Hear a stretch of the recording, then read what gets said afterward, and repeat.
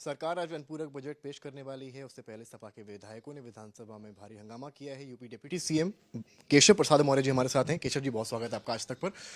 क्या कुछ प्रदेश उम्मीद करे? अनुपूरक बजट है, पिछली बार भी 17,000 करोड़ लगभग था। क्या उम्मीद करे इस बार? विकसित भारत, विकसित उत्तर प्रदेश, भारतीय जनता पार्टी की डबल इंजन सरकार इसके लिए समर्पित और संकल्पित है और इसके लिए पैसे की कोई कमी ना पड़ने पावे, ये हमारी प्राथमिकता है।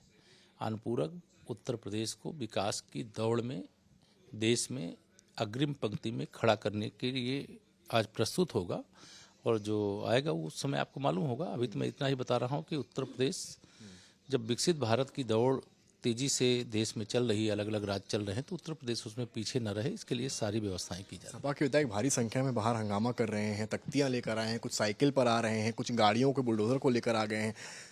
देखिए, समाजवादी पार्टी का बुरा हाल है। बिहार के चुनाव में जब से श्री अखिलेश यादव चारों खाने चित होकर के आए, तब से उखड़े उखड़े बौखलाए, जैसे उनका मानसिक स्वास्थ्य ठीक ना हो, ऐसी स्थिति में पहुंच गए। बात तो पीडीए की करते हैं, लेकिन उनका पीडीए फर्जी है। माननीय प्रधानमंत्री श्री नरेंद्र मोदी जी अति पिछड़े वर्ग के हैं। कांग्रेस जो पिछड़ों की, दलितों की, गरीबों की जन्मजात दुश्मन है, उसके साथ इन्होंने गठबंधन करके पीडीए का अगर उनको मानते थे तो उनको प्रधानमंत्री की कुर्सी से हटाने के लिए कांग्रेस से समझौता क्यों किया? चलो, वह उनके औकात के बाहर की बात थी। माननीय मोदी जी तीसरी बार प्रधानमंत्री बन गए।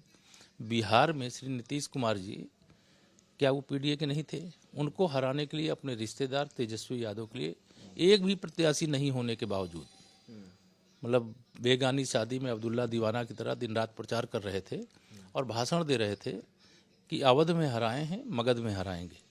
अब मगध भी हार के आए हैं और अवध भी और यूपी भी हारेंगे और 2027 में एक कार में बैठ करके सैफई वापस जा सकें, इससे अधिक इनके सदस्यों की संख्या नहीं रहने वाली। सवाल सर आपसे है, वंदे मातरम को लेकर कई विधायक कह रहे हैं कि जरूरी मुद्दों पर चर्चा होनी चाहिए। वंदे मातरम ठीक है, लेकिन जरूरी मुद्दों पर चर्चा होनी चाहिए। देखिए, समाजवादी पार्टी के एक नेता आजकल जेल की यात्रा में, वह भारत माता को डायन कहते थे और समाजवादी पार्टी उनका संरक्षण करती थी।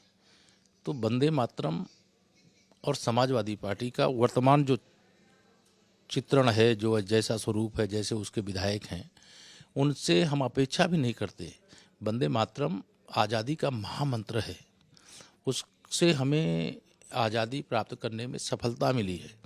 अब इसी महामंत्र से हम विकसित भारत बनाने का संकल्प लेकर के आगे बढ़ रहे हैं और उसमें हम अपेक्षा करते हैं कि समाजवादी पार्टी सहित सभी सदस्य उसका हिस्सा बने। अगर जाको प्रभु दारुण दुख दीना, ताकि मती पहले हर लेना।